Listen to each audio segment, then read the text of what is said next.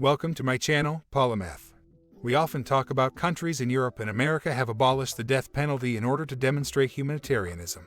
Some countries, including certain states in the United States, still retain the death penalty, but the methods of execution have become more humane over time. From methods such as firing squad and hanging in the past, to the current use of lethal injection, gas chambers, and electric chairs. In fact, the methods of execution in Western countries in the past were extremely cruel. So how did they evolve over time? Today, let's discuss the most well-known method of execution.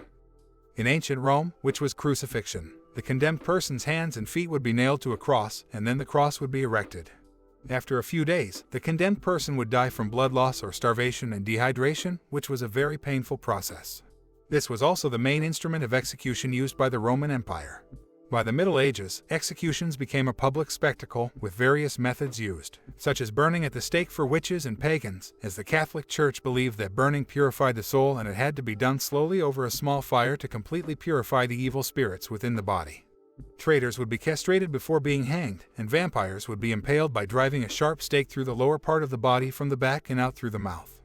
For common criminals like thieves and robbers, hanging was the most common method of execution, and it was relatively straightforward compared to other methods of punishment. Although hanging was simpler, it was quite lively. During that time in Europe, almost every city's central square had a gallows erected. The British took it to the extreme in this regard, as they built a gallows with a viewing platform in the center of London called Tyburn Gallows.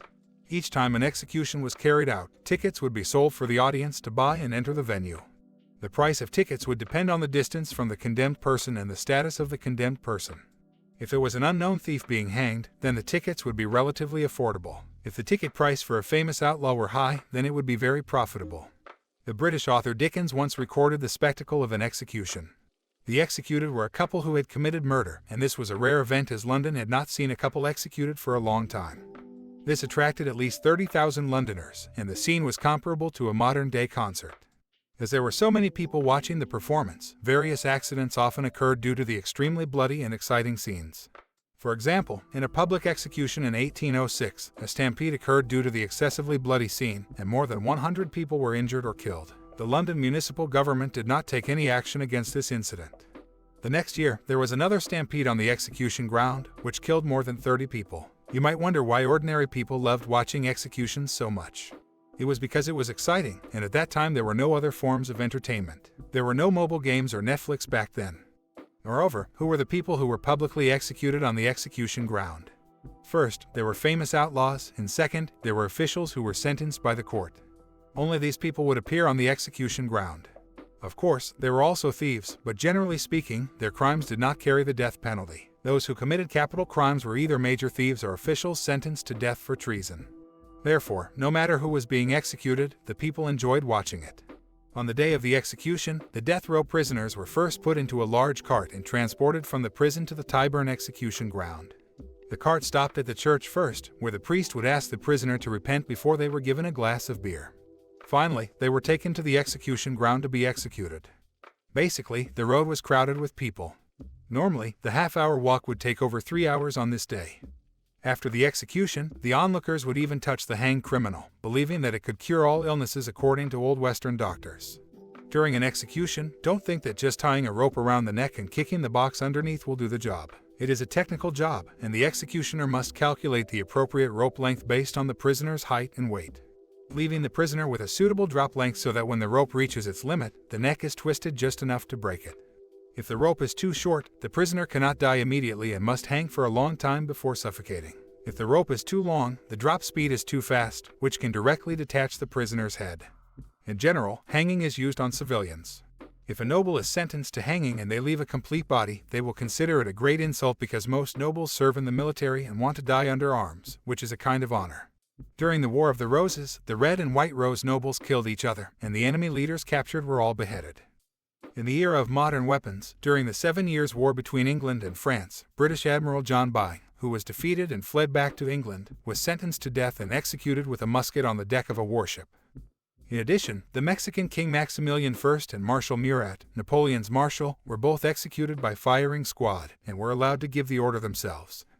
Anne Boleyn, Henry VIII's second wife, practiced repeatedly the night before her execution, trying to figure out how to walk to the execution site and how to pose on the chopping block to die as gracefully as possible. However, the actual outcome of the execution depends on the executioner's skill. If an inexperienced apprentice is on duty, the beheading may be very clumsy, almost equivalent to being sawed off alive. In the 18th century, when human rights emerged in Europe, French King Louis XVI felt that it was too inhumane to treat nobles and civilians differently. And after all creatures are equal, so why should they be treated differently? So the king himself formed a team and developed a humane guillotine, but unexpectedly, the king, queen, and a large group of nobles and ministers became the victims of the guillotine. In the 20th century, as human rights ideas further penetrated people's hearts, the public began to think more deeply about respecting the dignity of death row inmates. In the past, public executions were too cruel for death row inmates, whether it was beheading or hanging, and the scenes were too bloody. A more peaceful method should be used instead. So the United States took the first step, with a doctor proposing to the government the use of electricity for execution. He came up with this idea after witnessing an accident where a drunkard hit a transformer, and after a burst of sparks and lightning, he died cleanly on the spot. Since then, for half a century, electric execution has become the main method of execution in the United States. During the execution, the inmates are usually kept in a closed room, taking care of their dignity. However, the actual effect is far from what was imagined, often requiring several rounds of electricity. Even the meat was cooked but the person didn't die, which doesn't seem humane at all.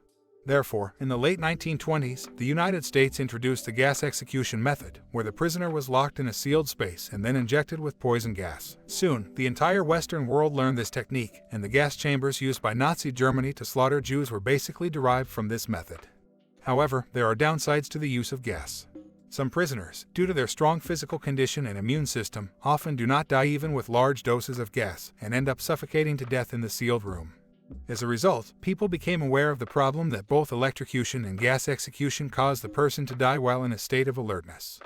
The prisoner is highly tense before death, and there are cases where the normal dosage of poison gas and electric current cannot kill them, resulting in the prisoner being tortured before finally dying. In order to be more humane, Western countries began to use lethal injection. First, the person is put into a coma and then injected with poison. Basically, it ensures that the offender dies without pain. Some people may ask, why should we take care of death row inmates and make sure they die without pain?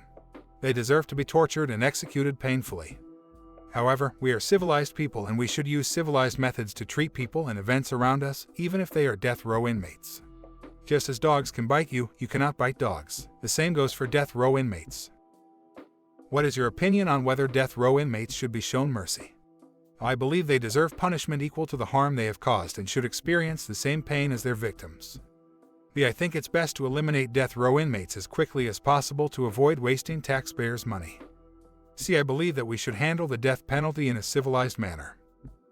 Please share your other opinions and leave comments below. Let's discuss it further.